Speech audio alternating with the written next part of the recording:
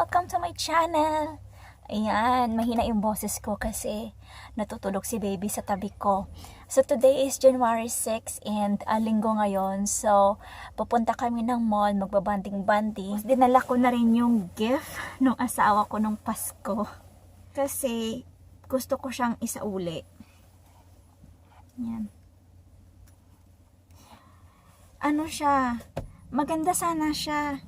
Kaya lang, masyadong malaki sa akin yung ano niya, yung suit, yung pang-itaas at saka yung pantalon naman masyadong mahaba.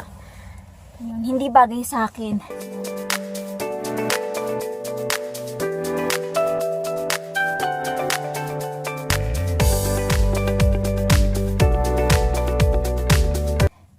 Nanghihinayang ako kasi syempre regalo siya ng asawa ko tapos isasauli ko siya. So, sa Canada kasi guys, uso yung pag nagregalo ka tapos hindi nagustuhan, pwedeng isauli sa store. Tapos ano siya, medyo mahal yung presyo niya kasi may tatak. Naawa kasi yung asawa ko dahil lagi lang daw akong bumibili sa Value Village, which is second hand store. Nanghihinayang ako sa pera.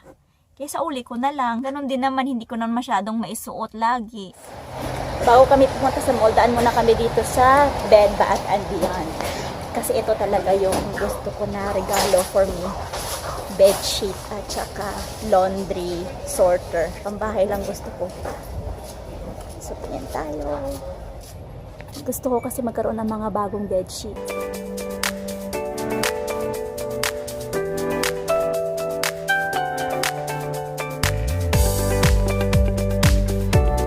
So napamili namin na bed sheet. Sabihan ko siya na ito na yung kapalit nung aking Christmas gift.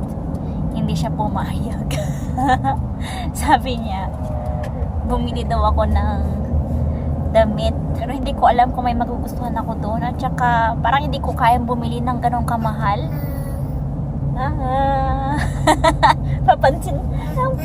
Papansin si baby na yun. Alam mo, nagbablog ako eh. Are you happy with your snacks? Happy! Laugh.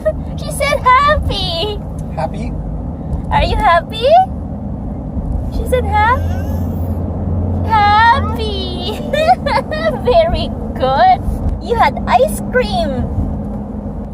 Tagihawat ako oh. Laki. Ngayon lang ako tinaghihawat. Guys, dito na kami sa Coquitlam Center.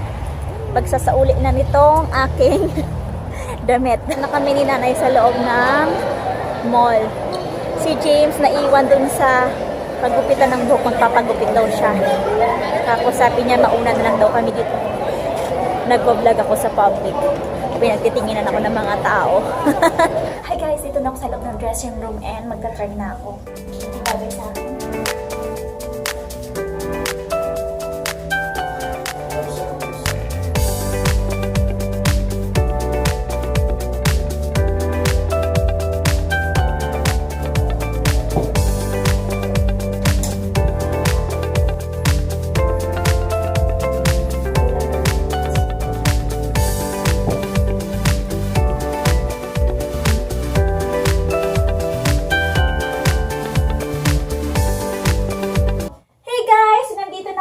Bahay and ito na yung nabili na bed set.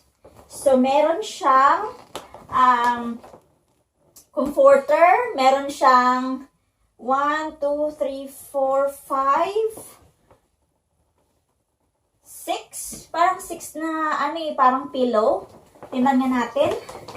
Ayun. Tapos ang saya-saya ko guys kasi kanina nung palabas namin ng mall, may napulot akong $20. Ay, ang dilim. Papakita ko lang sana guys, so napulot ko sa daan. Akala ni nanay $5 lang. So, $20, nasa 800 pesos din. Palabas kami ng mall, tapos nakatupi siya. Ayan o. Ito ang $20 ng Canada. Yun. Init. Bigla akong pinawisan sa pagbukas ko. Yan. So, tingnan natin kung ano yung laman niya. Yung bed namin guys, sobrang laki. Kahit na humilata ako ng pahalang, hindi ko pa inabot yung dulo to dulo.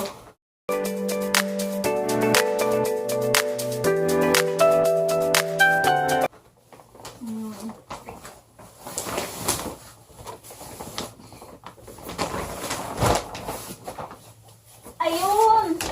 Ay, ang ganda. Tapos meron siya nito, oh.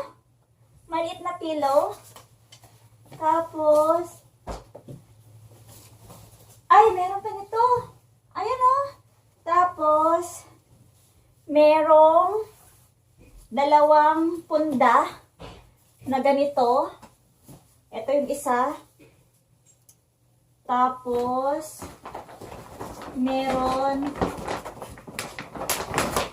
nito. Ayan.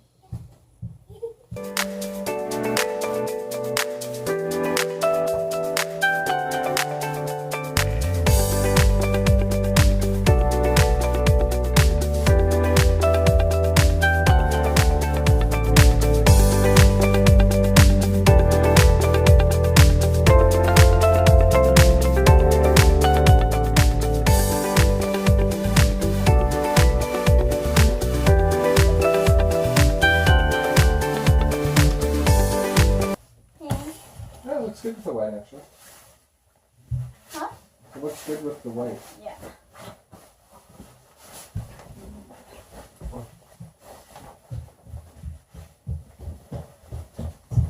Here she comes. Tracy Boom! Hi! Hi, cutie. Hi! Wanna see mommy and daddy's new sheets?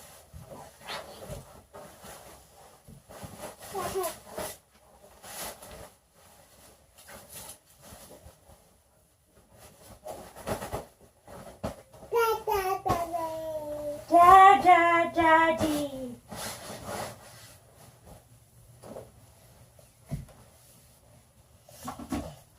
You got mommy's shoe?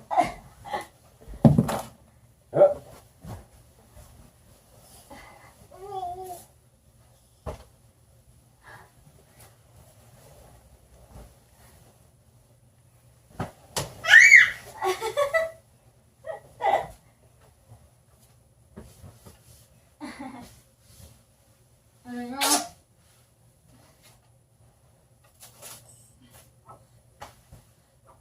There you go.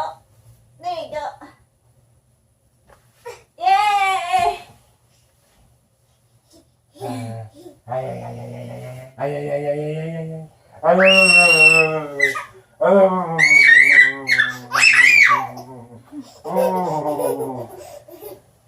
Hey, up the nose. Da.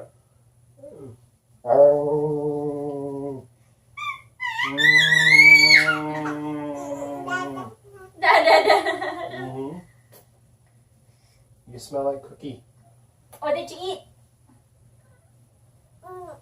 She ate one of the eggnog cookies. Oh. DD. Okay, well, I'll put this one. DJ? No!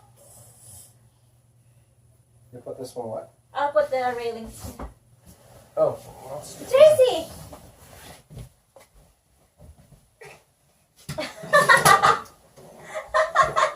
She's ready. Bebe! Anak naman eh. Ito naman guys yung lagayan ng labahan. So gusto ko kasi 3 piraso para yung damit na kay Tracy, eto siya. Tapos yung mga maong at saka yung, ano ba yun anak? Sumusuot si Tracy sa baba. Tapos yung mga maong at saka yung mga matitigas or mga tuwalya dito. Tapos yung isa naman, hindi damit ni Tracy at hindi mga maong ay nahihiwalay sila para madaling labhan.